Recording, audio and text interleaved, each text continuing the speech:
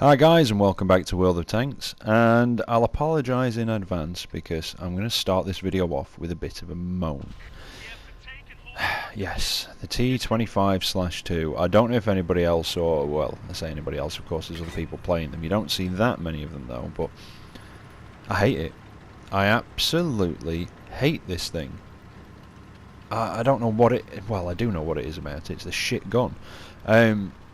I've come obviously through the Hellcat to get to the T25/2 to go up the newer tank destroyer line on the Americans, and you get to the T25/2 and it's a tier higher and it's got the same gun as the Hellcat.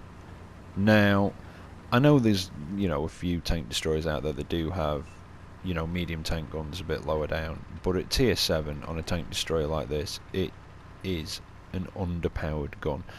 The Hellcat, it suits the Hellcat. The Hellcat is fast, it's manoeuvrable, you can get round them and flank them, and you can put that gun to work. It's basically the gun that you get on, I think it's the 90mm. I think you get it on the M6. You get it on the T29. I believe it's on the T20, and I think it's the stock gun on the Pershing, although I might be wrong on that.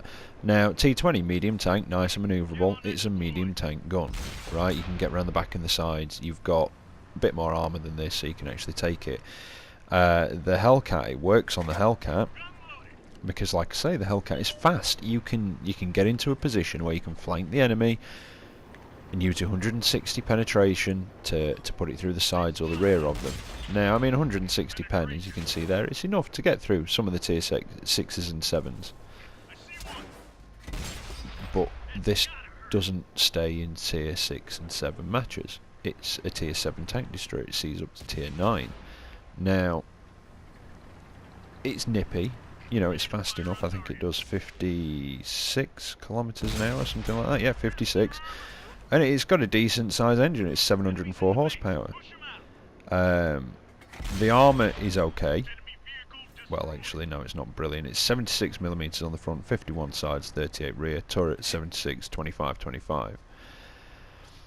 The gun mantlet of this tank can be a little bit trolly at times, but I just, on the whole, found that it needed a better gun. And I mean, even when you get the upgraded gun, you get 10 extra penetration, it goes up to 170, and you've still only got the 240 damage. You need to put a lot of shells into stuff to actually finish them off and kill them.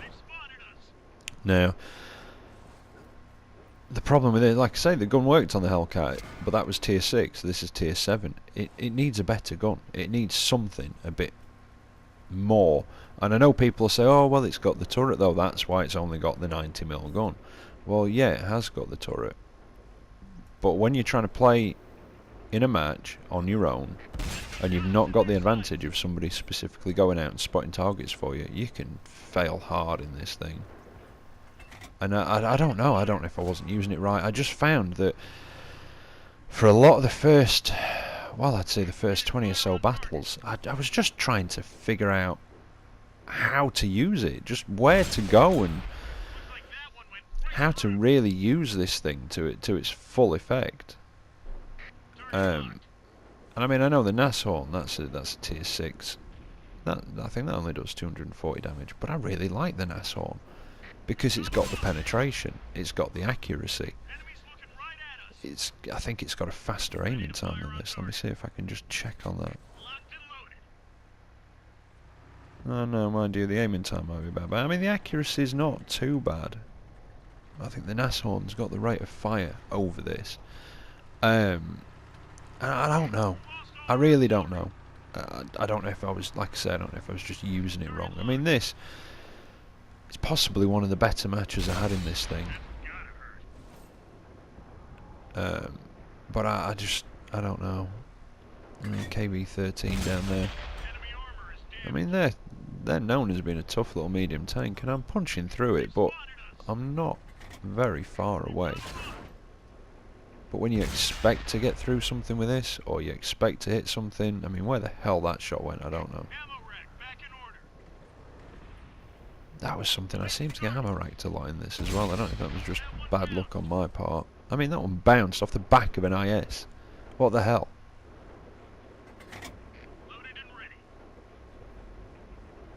Gonna get that T1? No, he's stopped. No, I don't think I can get it from here. But yeah, I mean, like I say, this, you know, this was possibly one of the better matches I ever had in this thing, and I don't know if I was using it wrong, but I just didn't like it at all. Like I say, I loved the Hellcat, and this is a bigger, bulkier, slower Hellcat.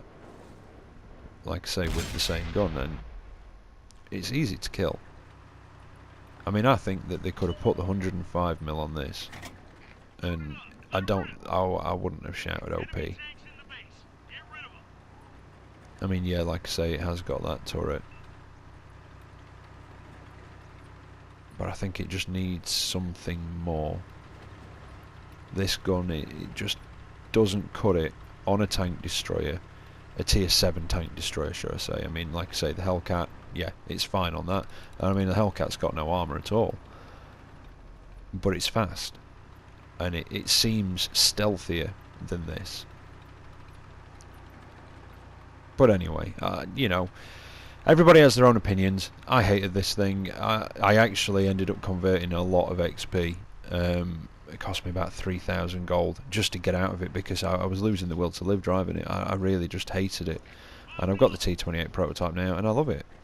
I do. I've got the 105mm gun on it, because there was no way I was going to grind that out with the with this gun again, which is the stock weapon on the T28 prototype. So I would say when you get to the T28 prototype, save up about I think it's 18,100, 18,200 XP to get rid of that god awful 90mm gun, because at tier 8, Christ, you just don't want it. While we're on the subject of tank destroyers, on a completely unrelated, well, not completely unrelated, it is a tank destroyer, but I don't know if anybody's playing or has played the British, I want to say tier 5 tank destroyer, the Archer. Anyway, the Archer, weird looking little tank destroyer. I don't know if anybody's played it or is playing it, but I've seen a few people in it, and I've seen a few people making a mistake. They're driving it forwards, and I know that sounds crazy, but that's a mistake. Forwards, it goes 12 kilometers an hour. Now, if you actually look at the thing in your garage, look properly at it and look at the back, you'll see at the back at the top there's 2 driver's slots. If you look down into the tank, you'll see a driver's seat and the driver's levers facing backwards. Now that made me think, because I was like, hang on a minute, how come it goes, you know, this 12 forward or whatever? It's a bit like, I've seen, you know, this doesn't feel right. So I slammed it into reverse, and it goes about 34 kilometers an hour in reverse. That's right, driver's seats at the back, view slots at the back. You're supposed to drive it backwards, which is quite difficult, as you can imagine, with the steering. But yeah, you drive it backwards to get to your position, and then you spin it round. And I mean, I suppose it's a good thing if you're, you know, in position firing at stuff, something spots you, you can just slam it in reverse and you're out of there. You are gone. But yeah, drive the Archer backwards. I think it's the same for the one of the British artilleries, the Crusader SP, I think it is. Same thing with that. You drive it backwards. Forwards 12 kilometers an hour, backwards about 30 odd. So, like I say, if anybody's playing in the Archer, drive it backwards. And I know that's very counterintuitive, and it is tricky to learn, but you'll thank me for it. There was another one that I was going to mention as well, and I can't think what it is now. Anyway, never mind. I'm sure it'll come to me and I'll put it in a later video. But as you can see, you know, I've not done bad in this. 14 penetrations, couple of spots, 3 kills, but I'm the last one left. 2 tanks left on the enemy team. And I don't know if I make a mistake here or what, but, you know, I'm sure if I have, people let me know in the comments. But I've got to get up here if I've got any chance of this and reset this cap. I've got less than half my health left. I've not got very good armour against what's left. I mean, this is a tier 7 match. That's why I did alright. I just found with this thing, if I got in a tier 8 or a tier 9 match, God forbid, I just did absolutely awful. Right, IS. Can I get him? And it bounced. This gun is so frustrating on this tank. Where did that go? It didn't even bounce. It just missed completely. Yeah. Yeah, the accuracy on this thing, yeah, I'm sure it's what it says it is. What does it say it is? 0.36. Yeah, of course it is. Now I think this is, yeah, this is where I make my mistake. I've just lost the will to live at this point.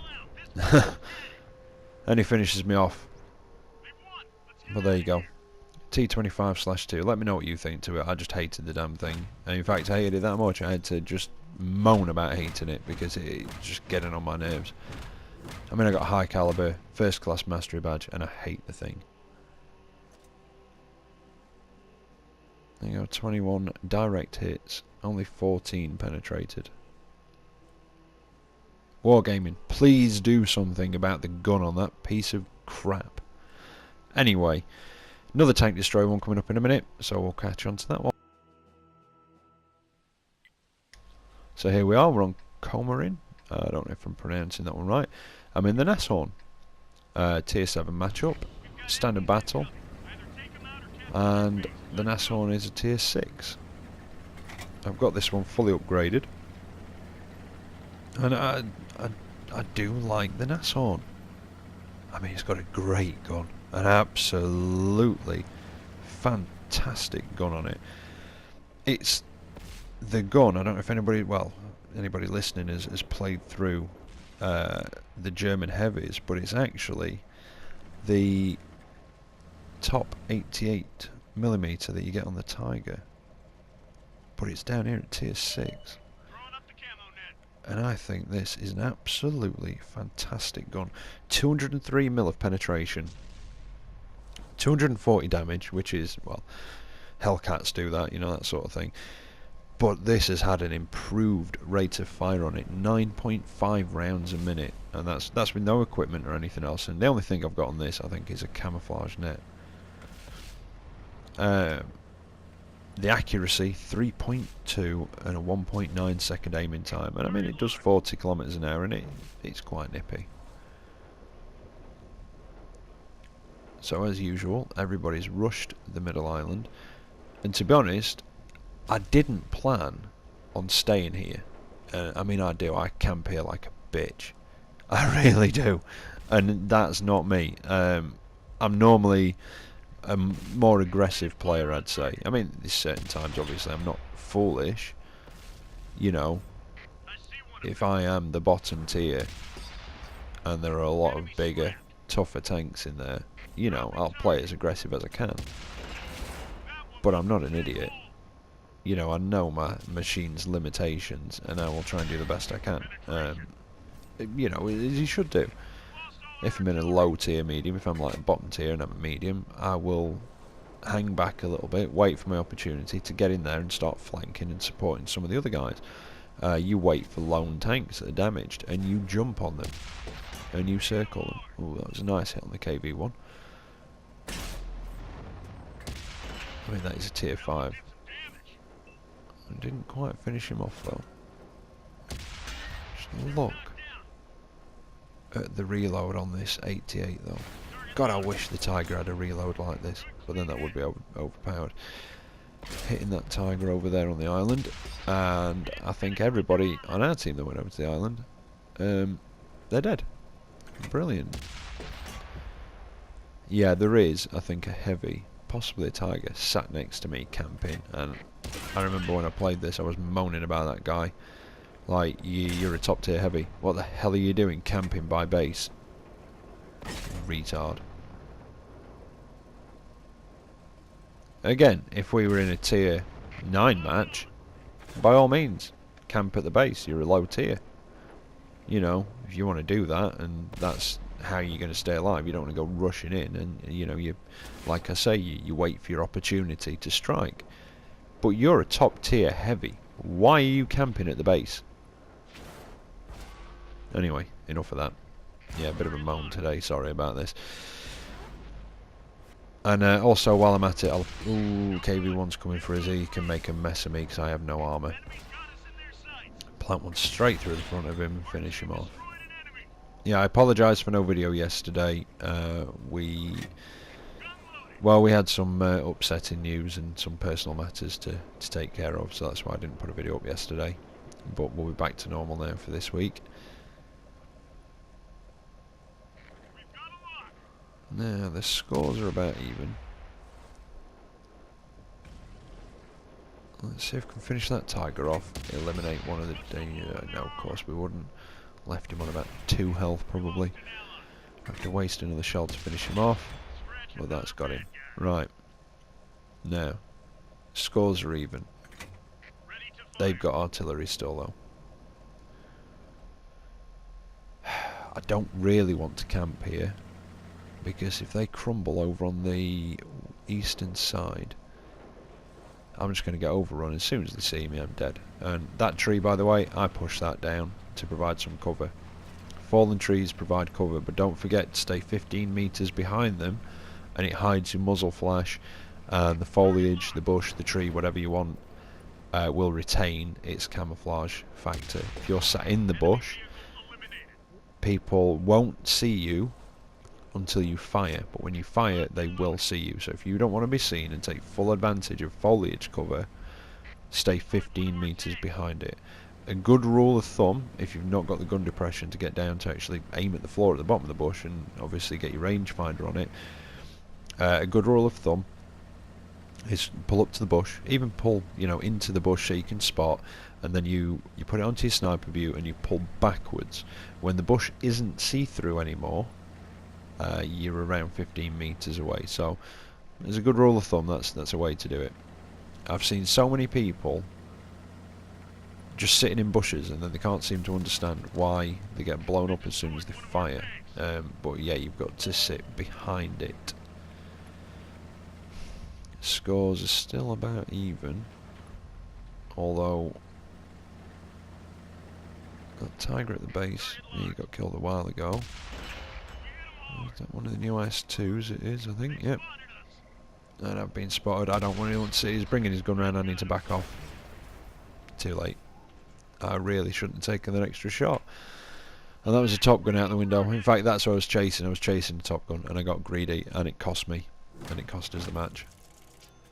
I don't know if I could have actually won that in the Nassau, and I think if I'd been something with a bit more armour, I would have stood more of a chance. But over 1,000 XP, nearly 1,500 XP on a defeat. I'm happy with that result. But anyway, hopefully the new Chinese tanks will be going on today, so I'll hopefully be bringing you a few looks at those soon. I hope you've enjoyed what you've seen today, and if you have, don't forget to like and subscribe. Take care out there on that battlefield, and I shall catch you next time. See you later. Tonight, your covered with the